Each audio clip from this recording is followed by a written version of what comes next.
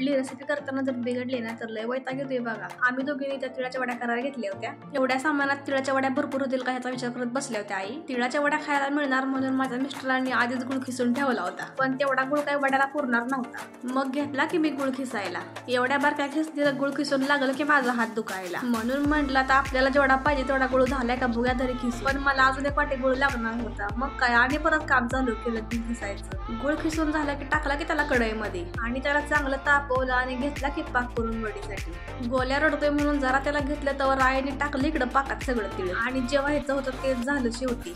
पाक कमी झाला आणि तीळ जास्त झालं आणि वरण गुळ टाकला थोडा आणि असा गोळा होईपर्यंत भाजून घेतलं आणि मस्तपैकी अशी लाटी करून घेतली बघा. आता लगेच गार झालं त्यामुळे वड्या काही पडत नव्हत्या. कसल्या तर वाकड्या तिकड्या वड्या पाडल्या आणि पोरांची झाली गडबड खायसाठी. तर आमचं गोल्या म्हणलं मला सगळ्या वड्या पाहिजे, तर मला लय वड्या आवडते तर मी सगळ्या एकट्या खाणार आहे. व्हिडिओ आजचा इथपर्यंत बघितला असेल तर लाईक आणि फॉलो करून जावा की हो.